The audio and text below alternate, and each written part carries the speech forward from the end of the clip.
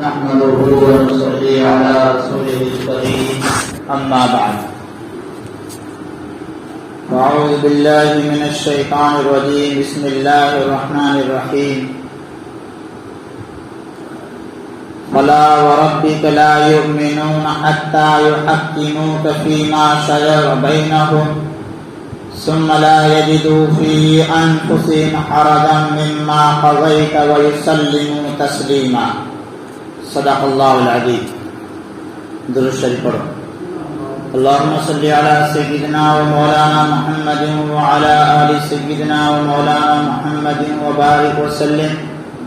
اللهم صل على سيدنا ومولانا محمد وعلى آل سيدنا ومولانا محمد وبارك وسلم. اللهم صل على سيدنا ومولانا محمد وعلى آل سيدنا ومولانا محمد وبارك وسلم. عزیز بھائیوں اور بزرگوں، یہ ربیع الاول کا مہینہ ہے. یہ مہینہ جب آتا ہے تو واعظین اور خطیب حضرات اللہ کے رسول صلی اللہ علیہ وسلم کی سیرت کو بیان کرتے ہیں. اللہ کے رسول صلی اللہ علیہ وسلم کی سیرت کو بیان کر کے برکتیں حاصل کرتے ہیں. میں بھی آپ حضرات کے سامنے اللہ کے رسول صلی اللہ علیہ وسلم کی سیرت کا کچھ تذکرہ کرنا چاہتا ہوں تاکہ ہمیں بھی برکت حاصل ہو جائے. اور یہ سیرت بیان کرنے کا مقصد یہ ہے کہ ہم اللہ کے رسول صلی اللہ علیہ وسلم کے سچے اور پکے عاشق بن جائیں، اللہ کے رسول صلی اللہ علیہ وسلم سے سچی محبت کرنے والے بن جائیں.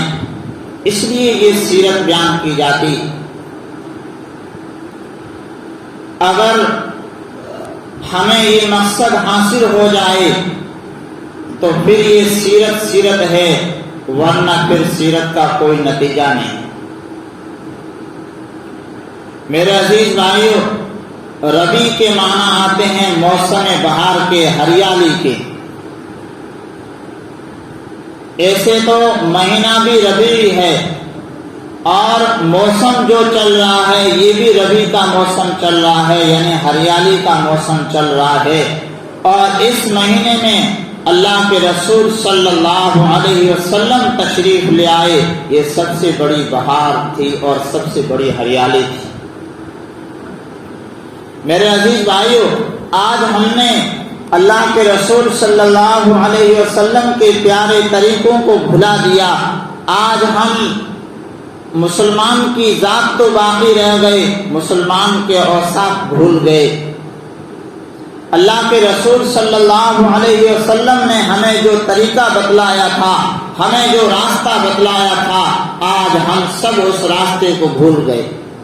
ایک وقت وہ تھا کہ مسلمان کے دل میں اللہ اور اللہ کے رسول صلی اللہ علیہ وسلم کی کامل محبت ہوا کرتی تھی. مسلمان جھوٹ کبھی نہیں بولتا تھا، وہ سیدھے راستے پر چلنے والا اور دوسروں کا ہمدرد ہوا کرتا تھا، دوسروں کی مصیبت میں ساتھ دینے والا تھا اور جھوٹ اس کا کبھی مشغلہ نہیں رہا. لیکن آج ہم ان صفات کو بالکل بھلا بیٹھے اور یہ طریقے جو اللہ کے رسول صلی اللہ علیہ وسلم نے ہمیں دیے تھے وہ طریقے آج ہم سے غیروں نے لے لیے. آج مسلمان کے پاس کیا بچا ہے؟ صرف مسلمان کا نام بچا ہے. اگر ہم بولتے ہیں تو پہلے نمبر پر جھوٹ بولتے ہیں. دھوکہ دینا یہ ہماری عادت بن چکی ہے. کسی پر ظلم کرنا یہ ہماری عادت بن چکی ہے. یتیموں کے اوپر ظلم کرنا یہ ہمارا شیوا بن چکا ہے. یعنی ہم اللہ کے رسول صلی اللہ علیہ وسلم کے طریقوں سے کوسوں دور ہو چکے ہیں. ہماری مثال اس آدمی کی سی ہو گئی ہے. کتابوں میں ایک واقعہ لکھا ہے کہ ایک آدمی مسخرہ تھا، مذاق کرنے والا. اس کا نام ہنق تھا. اس نے اپنے گلے میں اپنے نام کی تختی لگا رکھی تھی، اپنا نام لکھ کر تختی پر، اور اس نے اپنے گلے میں ڈال دیا، اور وہ یہ کہتا تھا کہ یہ تختی میری پہچان ہے، اگر یہ تختی نہیں رہے گی تو میں گم ہو جاؤں گا۔ تو ایک مرتبہ ایسا ہوا کہ اس کے ایک دوست نے خنک سو رہا تھا، اس کے دوست نے وہ تختی اس کے گلے سے نکال لی۔ جب خنک بیدار ہوا تو وہ کیا دیکھتا ہے کہ اس کے گلے میں وہ تختی ہے ہی نہیں۔ اب وہ حیران ہو گیا کہ راتوں رات یہ کیسے انقلاب آ گیا، یہ کیسے بدلاؤ آ گیا، میری تختی کہاں گئی؟ تو وہ یہ گمان کرنے لگا کہ میں جو ہے کھو گیا۔ اب وہ جیسے ہی اپنے دوست کی طرف دیکھتا ہے تو وہ تختی اس کے گلے میں لٹک رہی۔ اب وہ اپنے دوست سے کہتا ہے کہ یہ تختی تمہارے گلے میں کیسے آ گئی؟ اس کا مطلب یہ ہے کہ میں تو ہو گیا، یعنی میری ذات کو تو لے کے چلا گیا، اب میں تو کھو گیا، یعنی میری ذات کوئی باقی رہی نہیں، کہ میری جو نشانی تھی اور میری جو بقا تھی وہ اس تختی پر تھی، تختی تو لے کے چلا گیا۔ اس کا مطلب یہ ہے کہ میں کھو گیا اور گم ہو گیا، حالانکہ وہ گم نہیں ہوا تھا۔ یہی حال آج کے مسلمان کا ہے کہ مسلمان کو اللہ کے رسول صلی اللہ علیہ وسلم نے جو اخلاق دیے تھے، جو اعمال دیے تھے، جو طور طریقے زندگی گزارنے کے دیے تھے، آج وہ طریقے غیروں نے لے لیے۔ گویا کہ مسلمان کو جو ایک نشانی دی گئی تھی، جو اس کے گلے میں تختی ڈالی گئی تھی، وہ تو دوسروں نے لے لی، تو پھر مسلمان کہاں کھو گیا؟ تو آج ہم جو ہے صرف نام ہی ہمارا باقی رہ گیا، پھر ساری چیزیں جو ہے ہم سے کھو گئی۔ تو سیرت اور اللہ کے رسول صلی اللہ علیہ وسلم کے تذکرے کا مقصد یہ ہے کہ ہماری زندگیوں میں اللہ کے رسول صلی اللہ علیہ وسلم کی محبت آئے اور محبت کے ساتھ میں اطاعت آئے۔ ہم اللہ کے رسول صلی اللہ علیہ وسلم کے طریقوں کو مان کر اللہ کے رسول صلی اللہ علیہ وسلم کے بتلائے ہوئے طریقوں پر چل کر ہم کامیاب ہیں۔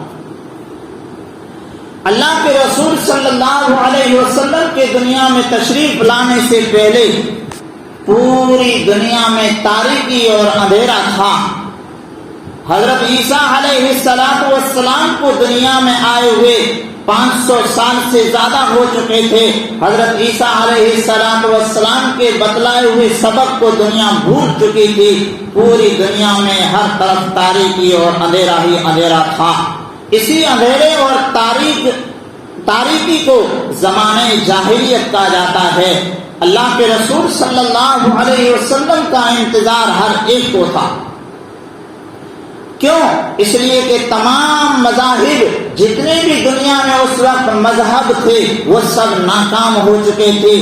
ان مذہبوں کا خود جو ہے نام مٹ چکا تھا، اس لیے کہ ان مذہبوں میں اتنی تبدیلی ہو گئی تھی، اتنا فرق آ چکا تھا کہ یہ پہچاننا ناممکن ہو گیا تھا کہ یہ مذہب اصلی ہے یا نقلی۔ یہودیت یہ کوئی مستقل جو ہے مذہب نہیں ہے، بلکہ چند جو ہے ایک نسل کے لوگوں کا ایک مذہب ہے جس میں چند بیجا ہی رسمیں ہیں، اور یہودیت میں دوسروں کو دعوت دینے کا کوئی طریقہ نہیں۔ اور عیسائی مذہب اس میں تثلیث کا عقیدہ آ چکا تھا، یعنی عیسائی یہ کہتے تھے کہ خدا تین ہے، نعوذ باللہ، ایک اللہ اور ایک حضرت مریم اور ایک حضرت عیسیٰ، تین خدا مانتے تھے۔ تو گویا کہ وہ بھی جو ہے صحیح راستے سے بھٹک چکے تھے، اور عیسائیت میں بھی تحریف اور تبدیلی ہو گئی تھی، اور وہ بھی شرک میں مبتلا ہو چکے تھے۔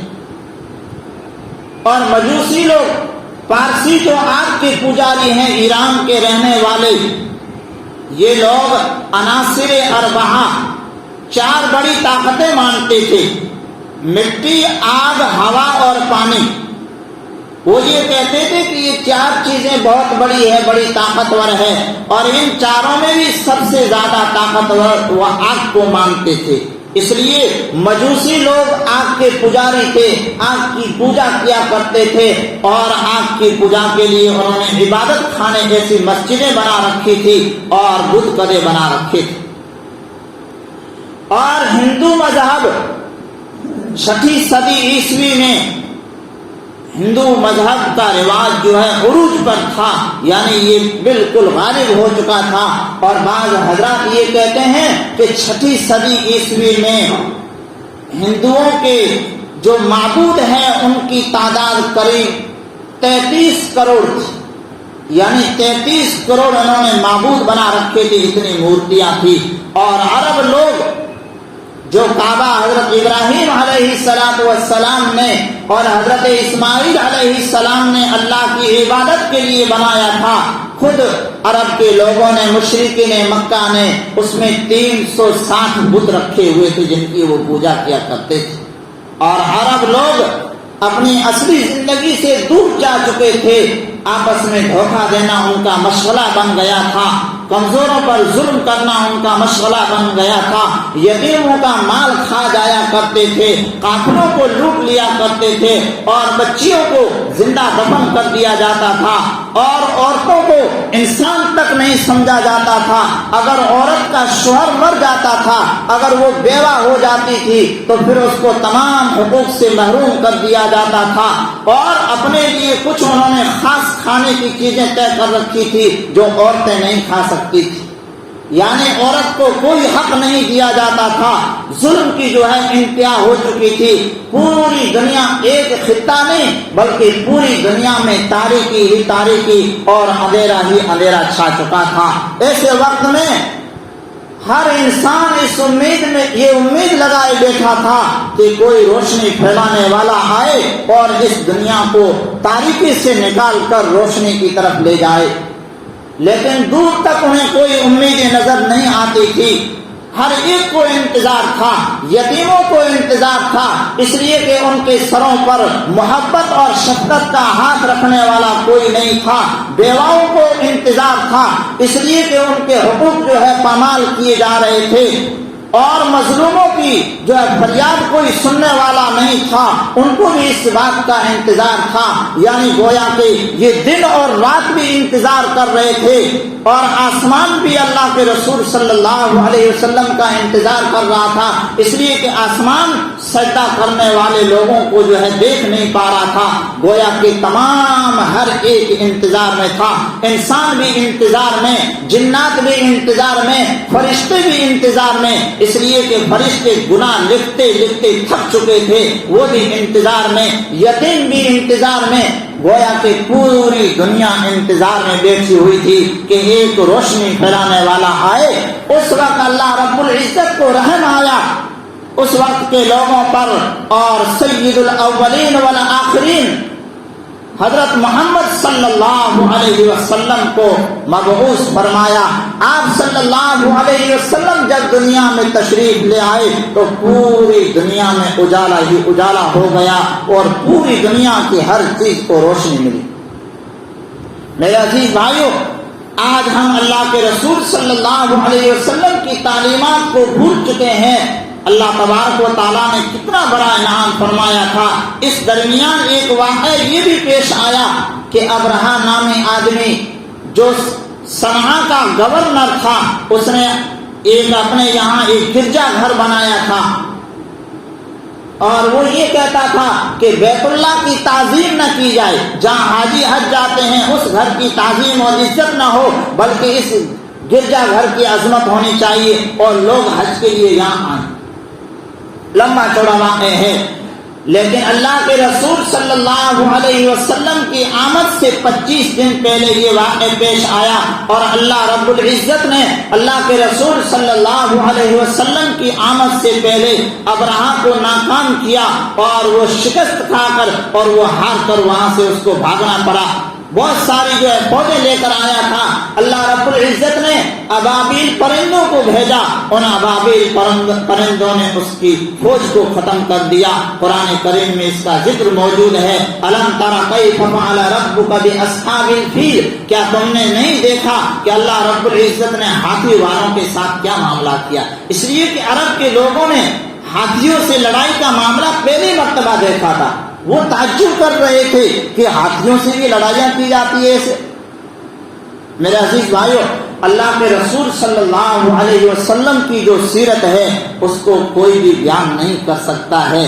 پوری زندگی جو ہے بیان کرنے والے بیان کرتے کرتے لاسٹ میں یہی کہہ کر چلے گئے کہ بعد از خدا بزرگ تو ہی قصہ مختصر، کہ اللہ کے بعد اگر کس کا اگر بڑا درجہ ہے تو وہ محمد الرسول اللہ صلی اللہ علیہ وسلم کا ہے. میرے عزیز بھائیوں، ایسا پیارا نبی اللہ رب العزت نے ہمیں عطا فرمایا، لیکن آج کا مسلمان اللہ کے رسول صلی اللہ علیہ وسلم کی تعلیمات کو بالکل بھول چکا ہے. میٹھا میٹھا جو ہے کھا لیں گے اور کڑوا کڑوا جو ہے پھینک دیں. ہاں، ہمارے مزاج کے جو ہے مطابق اگر کوئی کام ہو شریعت کا تو ٹھیک ہے، اگر ہمارے مزاج کے ہماری طبیعت کے خلاف ہو جائے تو نہیں. ہماری مثال اس آدمی کی سی ہو گئی ہے کہ ایک بڑھیا کے شوہر کا انتقال ہو گیا.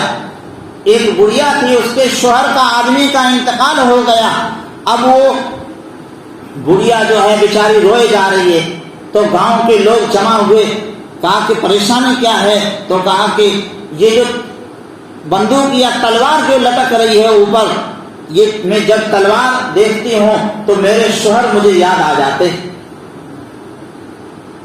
تو لوگوں نے جو ہے اس کو تسلی دینے کی کوشش کی، لیکن وہ ماننے کے لیے تیار نہیں. تو ایک لالچی آدمی وہاں سے آگے بڑھا اور اس نے کہا کہ ایسا کرو، یہ تلوار مجھے دے دو، میں جو ہے اپنے گھر لے کے چلا جاتا ہوں، اور نہ رہے گی بانس نہ بجے گی بانسری، جب تلوار دیکھو گی نہیں تو رونا بھی نہیں آئے گا. خیر، وہ لے کے چلا گیا. ایک دو دن گزرے، اس کے بعد پھر جو ہے بڑھیا رو رہی ہے. پھر لوگ جمع ہوئے کہ کیا ہو رہا ہے. تو کہا کہ یہ گھر کی جو ہے چارپائی ہے، یہ بستر ہے، یہ اونٹ ہے، مویشی ہے، یہ سب جو ہے دیکھتی ہوں تو سب یاد آ جاتا، شوہر یاد آ جاتے ہیں. تو اس لالچی آدمی نے کہا کہ یہ بھی دے دو، جب نہیں دیکھو گی تو پھر رونا نہیں آئے گا. ایسے ہوتے ہوتے وہ لالچی آدمی گھر کا پورا سامان لے کے چلا گیا.